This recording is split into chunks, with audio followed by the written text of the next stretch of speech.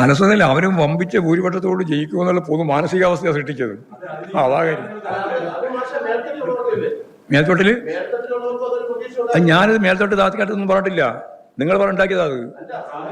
നിങ്ങൾക്ക് വേണമെങ്കിൽ മേൽത്തട്ട് വാക്കാം, നിങ്ങൾക്ക് വേണമെങ്കിൽ കീഴ്ത്തട്ട് വാക്കാം, അത് രണ്ടും നിങ്ങൾക്ക് കഴിയുന്നതാണ്. അതല്ലാണ്ട് ഞാനെന്ത് പറഞ്ഞു ഇതിനകത്ത്? ഞാൻ പൊതുവേ പറഞ്ഞു, ഞാനത് പൊതുവായിട്ട് തന്നെ പറഞ്ഞാണ്. ഏത് നല്ല ആത്മവിശ്വാസം ഉണ്ടായിരുന്നു, അതിൽ അപ്രതീക്ഷിതം ഞാൻ പറഞ്ഞത്. നിങ്ങൾക്ക് പറഞ്ഞാൽ മലയാളം മനസ്സിലാകുന്നില്ലേ?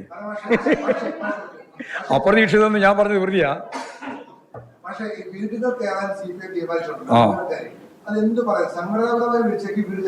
അല്ലല്ല, അവരോട് തന്നെ ചോദിക്കും, ഞങ്ങൾ ജനങ്ങളോട് തന്നെ ചോദിക്കും, എല്ലാ കാര്യവും സംവേദിക്കും.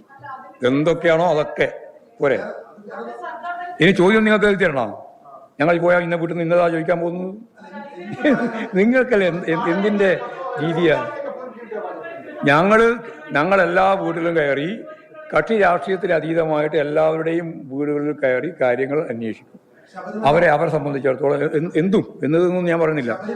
അതുകൊണ്ടാണ് ഞാൻ പറഞ്ഞത്, നിങ്ങൾ വെറുതെ ആവശ്യമില്ലാതെ ചോദ്യം ചോദിക്കണ്ട. ഒരു ഗൗരവമുള്ള രാഷ്ട്രീയ നിലപാടിന് പകരം പൈങ്കിളിയായിട്ട് മാറ്റാൻ നോക്കണ്ട. നിങ്ങളെല്ലാം പൊതുവായിട്ട് രീതി അങ്ങനെയാണ്. ഞാൻ ഉത്തരം പറയേണ്ട കാര്യമില്ല. അല്ലേ ഞങ്ങൾ കണ്ടില്ലെന്ന് ഞങ്ങൾക്ക് മുഴുവൻ അറിയാം. ഒരു നയാ പൈസ CPIM ശബരിമല ഉൾപ്പെടെയുള്ള ഒന്നിന്റെയും കക്കില്ല എന്ന് കേരളത്തിലെ മുഴുവൻ ജനങ്ങൾക്കും അറിയാം. അതിനെപ്പറ്റി പ്രത്യേകിച്ച് ചോദ്യം ചോദിക്കാനോ ഉത്തരം പറയാനോ പോകേണ്ട ഒരാവശ്യവും ഞങ്ങൾക്കില്ല. അത് നിങ്ങളെപ്പോലുള്ള ചില ആൾക്കാർ മനസ്സിലാവാതിട്ടുള്ളൂ, ബാക്കി കേരളത്തിൽ മുഴുവൻ അറിയാം. അതുകൊണ്ട് അമ്മാതിരി വർത്താനൊന്നും പറയണ്ട. ഒന്നുകൂടി പറയട്ടെ. ഇല്ല വിലയിരുത്തലില്ല.